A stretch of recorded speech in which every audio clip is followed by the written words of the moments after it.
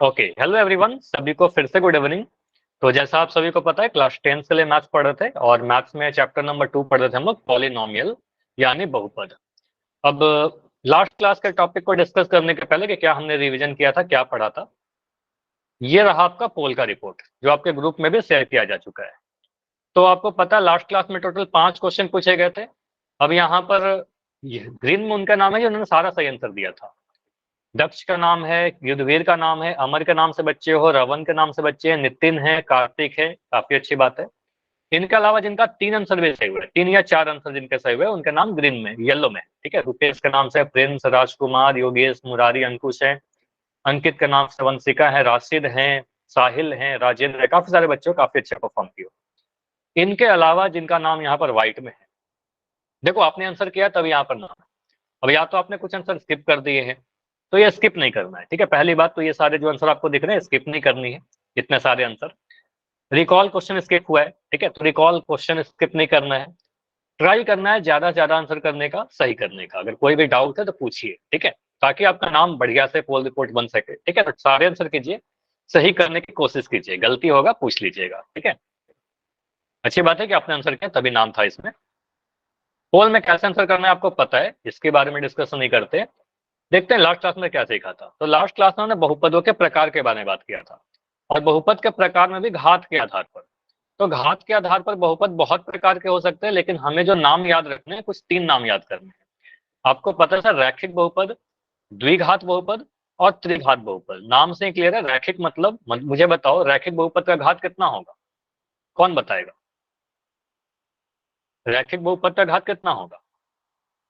एक। तो एक। तो आपको ये याद रखना है सर, ऐसा बहुपद जिसका घात 1 हो उसको हम रैखिक बहुपद कहेंगे। पद कितने भी हो सकते हैं, ठीक है, टर्म्स कितने से फर्क नहीं पड़ता। अगर कोई बहुपद है जिसका घात 2 हो तो उसको हम द्विघात बहुपद कहेंगे, और त्रिघात बहुपद में घात 3 होना चाहिए। अब घात कहने का मतलब आपको पता है, चर का अधिकतम घात, सबसे बड़ा घात, ठीक है। तो अगर मैं कह रहा हूँ घात 1, मतलब चर के ऊपर, वेरिएबल के ऊपर सबसे बड़ा घात 1 होना चाहिए। घात 2 कहने का मतलब चर के ऊपर सबसे बड़ा घात 2 होना चाहिए, और घात 3 कहने का मतलब सबसे बड़ा घात 3 होना चाहिए, ठीक है। तो रैखिक, द्विघात, त्रिघात, इतना नाम याद रखना है। अब यहाँ पर से किसी ने मुझसे पूछा था, अभी था लास्ट क्लास में, इस तरह अगर घात 4 रहेगा, घात 5 रहेगा, तो उसका कोई नाम नहीं देते स्पेशली, बस हम बोल देंगे 4 घात वाला बहुपद, 5 घात वाला बहुपद, ठीक है, ऐसा बोल देंगे, स्पेशल कोई नाम नहीं देंगे। तो एक रिकॉल क्वेश्चन पूछ रहा हूँ सिंपल सा, बस आपको देखना है कि इन चारों ऑप्शन में कौन सा द्विघात बहुपद है, ठीक है, क्वाड्रेटिक पॉलिनोमियल कौन सा है। चलिए, तो आपको सिलेक्ट करना है, बहुत ज्यादा टाइम नहीं लगेगा, आसान क्वेश्चन, ठीक है, बहुत ही सिंपल सा।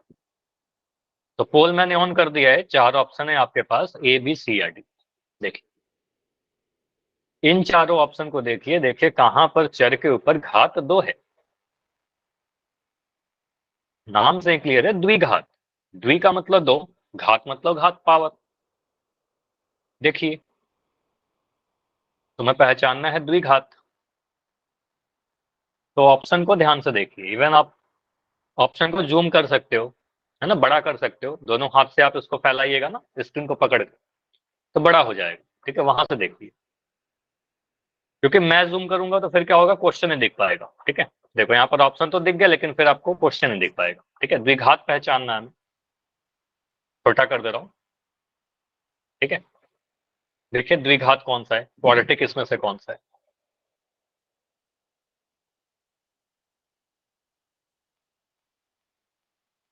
तो टोटल अभी तक मेरे पास 17 आंसर आ चुके हैं, 18 बच्चों ने आंसर किया है अभी तक, ठीक है, 20 बच्चों ने कर दिया। क्लास में अभी 35 से अधिक बच्चे हैं, तो आंसर आना चाहिए सभी का। अभी रुकेंगे 20 सेकंड और। हाँ मोहित, कुछ कह रहे हो क्या?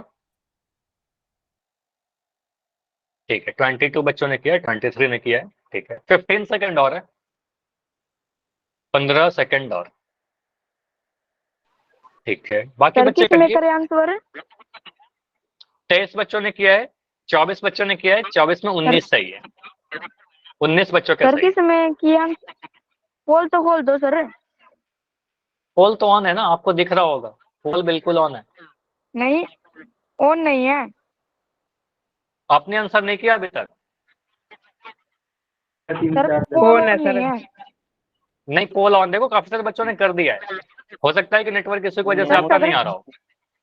एक सेकंड, नहीं माइक आ रहा बंद कर मेरा लो। तो। हाँ वही मैं कह रहा हूँ कि हो सकता है नेटवर्क इश्यू की वजह से नहीं आ रहा हो, तो अभी वेट कर लो। जैसे ही मैं चैट को ऑन करूंगा फिर चैट में लिख देना, ठीक है। चैट अभी बंद किया गया है तो आप चैट में लिख देना अगर पोल नहीं आ रहा तो, ठीक है। ऐसे ट्राई करो लेफ्ट ऑन करके है ज्वाइन सर, करने ऑन का, है। सही हो जाएगा। हाँ वो ऑन है, लेकिन कई बार होता है नेटवर्क इशू की वजह से नहीं दिख रहा हो, ठीक है। चलिए तो लास्ट 5 सेकंड रुक रहे। 5 4 3 2 1। अभी भी कुछ बच्चे हैं जिनका आंसर नहीं आया है, एंड करें इसको, एंड करें। चलो ये आसान सा क्वेश्चन है, पोल को मैं एंड करता हूँ, फिर इस क्वेश्चन को देखे डिस्कस करते हैं। अच्छा प्रिंस, अभी आप चैट में आंसर दे सकते हो, ठीक है। चैट में आप लिख सकते हो आपका क्या आंसर है, सभी को लिखने की नीड नहीं है। सभी लोग मत लिखिए, जो पोल में दे चुके हो वो मत लिखिए, ठीक है। दोबारा से लिखने का कोई नीड है नहीं। यहाँ पर आप बोलोगे सर द्विघात बहुपद पहचानना था, क्वाड्रेटिक पॉलिनोमियल पहचानना था। क्वाड्रेटिक या द्विघात कहने का मतलब ऐसा बहुपद जिसका घात 2 हो। घात 2 कहने का मतलब ऐसा बहुपद जिसमें चर की अधिकतम घात 2 हो, ठीक है, वेरिएबल की घात 2 हो। तो हम कह सकते हैं, अच्छा स्क्रीन नहीं दिख रही है, कुछ तो आज इशू हो रहा है। एक सेकंड रुक जाओ। जो मैं लिख रहा हूं वो नहीं दिख रहा।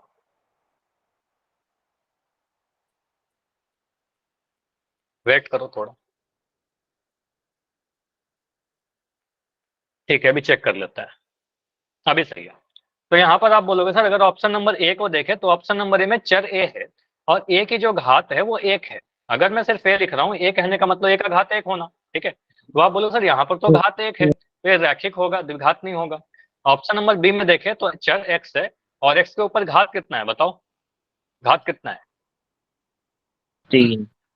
3 है। तो आपको पता सर यहाँ पर घात मुझे 3 दिख रहा है, इसको त्रिघात कह देंगे, तो ये भी हमारा आंसर नहीं हो सकता। ऑप्शन नंबर बी हमारा आंसर नहीं होगा क्योंकि ये त्रिघात बहुपद है, घात 3 है। ऑप्शन अगर सी को देखें तो ऑप्शन नंबर सी में चर मुझे y दिख रहा है और y की घात कितनी है बताओ?